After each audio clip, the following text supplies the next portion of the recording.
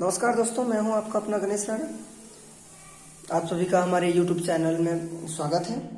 आज हम डिस्कस करने वाले हैं कक्षा 9वीं के एक गणित के बारे में, जो कि हमको संख्याओं को गुणनफल करने में आसानी होगी। तो चलिए देखते हैं कि वह विधि क्या होती है। आपको उस विधि का नाम है कि ऊर्ध्वतिर्य्याम विधि। अगर हमको प्रश्न में पूछा जाए ऊर्ध्वतिर्य्याम विधि से आप प्रश्न को हल कीजिए, तो हम किस प्रकार से करते हैं उसको समझने का प्रयास करते हैं। तो एक प्रश्न हमने लिया हुआ है 12 गुणा 21, इसको हमको ऊर्ध्वतिर्य्याम विधि से हल करना है। तो इसमें जो शुरू में आपके लिखे हुए हैं 2 और 1, ये दोनों क्या कहलाते हैं? प्रथम स्तंभ कहलाते हैं। और 1 और 2 इधर जो लिखा हुआ है वो आपके द्वितीय स्तंभ कहलाते हैं। ठीक है, तो इसमें हम करते ये हैं कि सबसे पहले प्रथम स्तंभ को सॉल्व करते हैं, अर्थात कि 2 और 1। इसको हम जैसे ही सॉल्व करेंगे तो हम क्या करेंगे, इन दोनों का आपस में गुणा करेंगे इस प्रकार से। ठीक है, तो हमने प्रथम स्तंभ को सबसे पहले हल करना है। जैसे ही हम इसको हल करके सकेंगे तो हम क्या करेंगे, प्रथम स्तंभ को हमने सॉल्व किया तो उसके बाद प्रथम और द्वितीय दोनों को एक साथ करेंगे, अर्थात कि हम यहाँ पर क्या लिखेंगे, 1 2 लिख देंगे और नीचे में 2 1 इस प्रकार से। और एरो का निशान क्या होना चाहिए, एक दूसरे के अपोजिट साइड में होना चाहिए इस प्रकार से, अर्थात कि तिर्यक गुणक होना चाहिए। ठीक है, तो हमने सबसे पहले किसको सॉल्व किया, प्रथम स्तंभ को। उसके बाद हमने किसको करेंगे, प्रथम और द्वितीय दोनों को करेंगे। उसके बाद सिर्फ द्वितीय को करेंगे, अर्थात कि 1 और 2 सिर्फ इसी का ही हम क्या करेंगे, गुणा करेंगे। ठीक है, चलिए देखते हैं आगे कि यह विधि किस प्रकार से सॉल्व होती है। ठीक है, तो इसका और इसका जो हम सॉल्व कर रहे हैं, अर्थात कि गुणा कर रहे हैं, तो 2 1 हमको क्या मिल जाएगा, 2 मिलेगा। तो हमने यहाँ पर लिख दिया 2 इस प्रकार से। ठीक है, उसके बाद हमको क्या मिलेगा, 1 और 1 का गुणा करेंगे, 1 1 हम 1 और 2 का गुणा करेंगे, 2 दूने 4। तो इन दोनों का हम गुणा करने के बाद हम क्या करेंगे, योग कर देंगे, अर्थात कि 2 दूने 4 धन 1 1 हम 1। ठीक है, तो 4 और 1 को जोड़ेंगे तो हमको क्या मिल जाएगा, 5 मिल जाएगा। यहाँ पर हमको क्या मिला हुआ है, 2 मिला हुआ है। फिर ठीक उसी प्रकार इसको भी जब हम सॉल्व करेंगे तो कैसे करेंगे, 1 और 2 को गुणा करेंगे, अर्थात कि 1 गुणा 2 मतलब 2 1 2 इस प्रकार से मिलेगा हमको।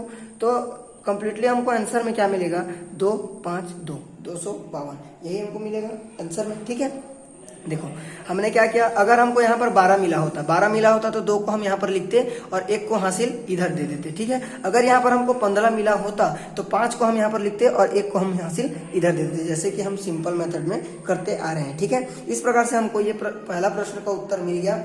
और हम अगर हम इसकी जांच करना चाहें तो हम क्या करेंगे, जो पहला में लिखा हुआ है इसको हम पहला पद मानेंगे, उसके बाद गुणा है, उसके बाद हम इसको क्या मानेंगे, दूसरा पद मानेंगे। मतलब पहला पद गुणा दूसरा पद बराबर हम क्या लिखेंगे, उत्तर।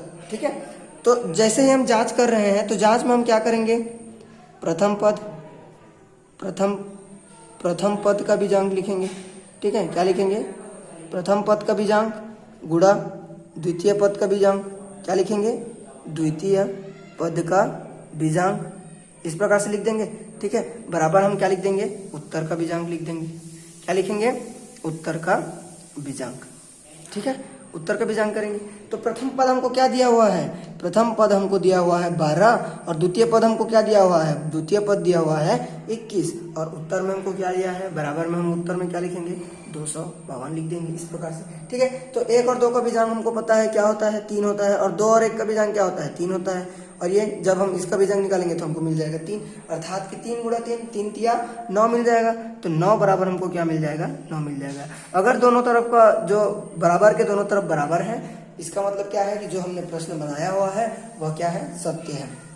ठीक है, इस प्रकार से हमने देखा कि ऊर्ध्वतिर्य्याम विधि में किस प्रकार से 2 संख्याओं का गुणा किया जाता है और कैसे उसकी जांच की जाती है।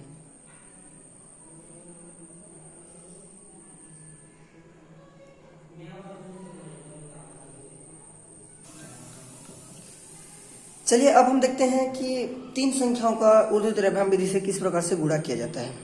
ठीक है, चलो जैसे मैंने बताया था कि ये वाला हमारा 3 और 1 इसमें का प्रथम स्तंभ होगा, 2 और 2 द्वितीय स्तंभ होगा और 1 और 3 तृतीय स्तंभ होगा। ठीक है, तो जैसे हमने 2 संख्या वाला में किया, ठीक उसी प्रकार इसमें भी करेंगे, लेकिन इसमें थोड़ा सा नियम क्या हो जाएगा, चेंज हो जाएगा।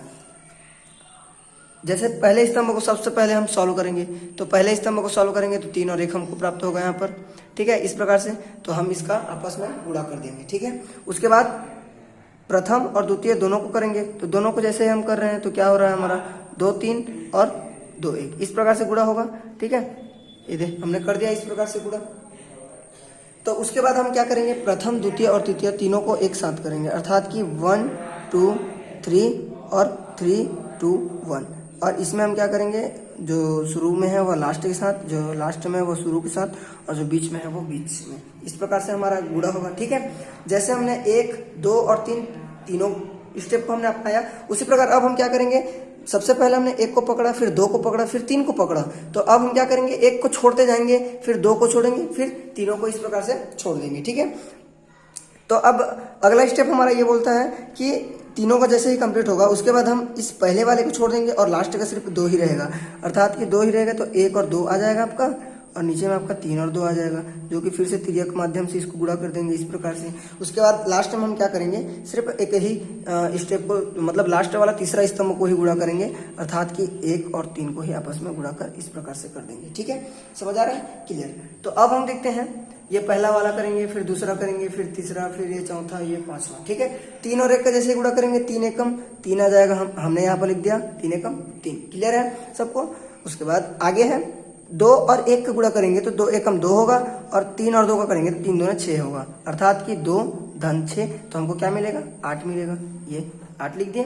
ठीक, अब अगले स्टेप में हम वैसे ही गुणा करेंगे, 1 गुणा 1 करेंगे तो 1 एकम 1 हो गया, 3 गुणा 3 करेंगे तो 9 हो गया, और 2 दूने 4 हो गया। तो उसको हम ऐड कर देते हैं, 1 एकम 1 धन 2 दूने 4 धन 3 तिया 9। जैसे हम इसको योग करेंगे तो हमको क्या मिलेगा, 14 मिलेगा। तो 14 को हमको क्या करना है, 4 को हमको लिखना है, और 1 आपका इधर हासिल में आ जाएगा। ठीक है, तो इधर हासिल आ गया। उसके बाद हम इसको जैसे गुणा करेंगे तो क्या होगा, 2 एकम 2 करेंगे और 3 दूने 6, 2 एकम 2 और 6, तो 2 एकम 2 और ये हमने 6 लिख दिया।